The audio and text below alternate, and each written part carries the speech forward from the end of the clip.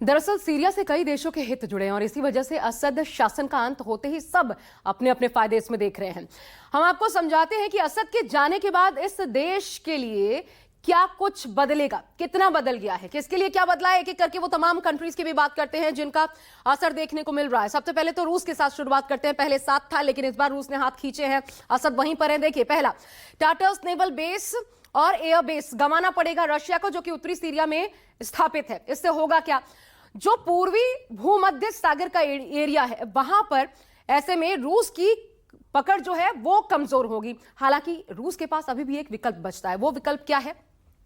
तो रूस के पास विकल्प है लीबिया का। वो विकल्प अभी भी रूस के पास है। अब दूसरे राष्ट्र की बात करें, ईरान की अगर हम बात करें तो देखिए ईरान पर इसका क्या असर पड़ने वाला है। तो पहले के मुकाबले अगर अभी से आप कंपैरिजन करें तो पहले से ज्यादा कमजोर होगा ईरान, क्योंकि उसके जो प्रॉक्सी हैं उनके साथ स्थिति क्या पैदा हो रही है, वो एक के बाद एक प्रॉक्सी जो है वो जंग हार रहे हैं। देखिए, प्रॉक्सी एक के बाद एक हार रहे हैं और ऐसे में ईरान पर इसका विपरीत असर देखने को मिलेगा। अब एक और तीसरे राष्ट्र की बात करते हैं, इजराइल, जो पहले से ही युद्ध में है। अब इजराइल पर क्या असर पड़ेगा? ईरान की ताकत कम होगी तो इजराइल का दबदबा बढ़ेगा, यानी इजराइल के लिए संकेत अच्छे नजर आ रहे हैं। इजराइल का क्षेत्र में दबदबा बढ़ेगा।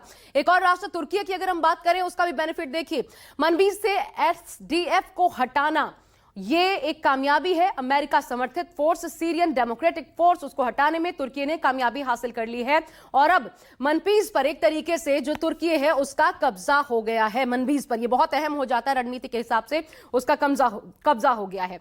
सीरिया से तुर्की के भी जुड़े हैं और मनबीज में अब तुर्की अपनी पैठ एक तरीके से बना चुका है। अब आपको हम ये भी बता दें कि असद के देश छोड़ने और सेना के सरेंडर के बाद विद्रोही गुट हयात तहरीर अल शाम की ताकत भी बढ़ी है, क्योंकि इस गुट को सीरियाई सेना के हथियार बड़ी तादाद में हासिल हुए हैं। रिपोर्ट जो अब तक सामने आए हैं वो किस प्रकार से दिखा रहे हैं, कितनी ज्यादा इनकी ताकत में इजाफा हुई है, कौन से हथियारों के साथ ये इजाफा हुआ है, हम आपको दिखाते हैं। देखिए क्या क्या टैंकों की संख्या है 2720। कुल मिलाकर के जहाजों की बात करें तो 47 सीरियाई सेना के 2720 टैंक विद्रोहियों के हाथ लग चुके हैं। उनमें संख्या जहाज की बात करें, सैन्य जहाज तो 47 है जिस पर एचटीएस ने अपना कब्जा जमा लिया है। अब देखिए, इसके अलावा तोपों की बात करें, 295 तोपें और मल्टीपल रॉकेट लॉन्चर्स भी 614। कुल मिलाकर के इनके हाथ लगी है। विद्रोही गुट का कब्जा इस पर भी हो चुका है। लेकिन सबसे ज्यादा जो अहम हो जाता है वो ये कि विद्रोही गुट का सीरिया के 459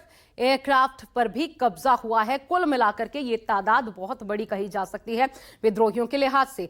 और ऐसे में विद्रोहियों के हाथ बड़ी संख्या में हथियार लगने से हो क्या रहा है, आसपास के जो देश हैं उनकी फिक्र बढ़ गई है। यही वजह है कि इजराइल बीते 2 दिनों से आक्रामक रुख अपनाए है। तो दमिश्क यानी कि जो राजधानी है उसके आसपास भयानक तरीके से बमबारी भी कर रहा है।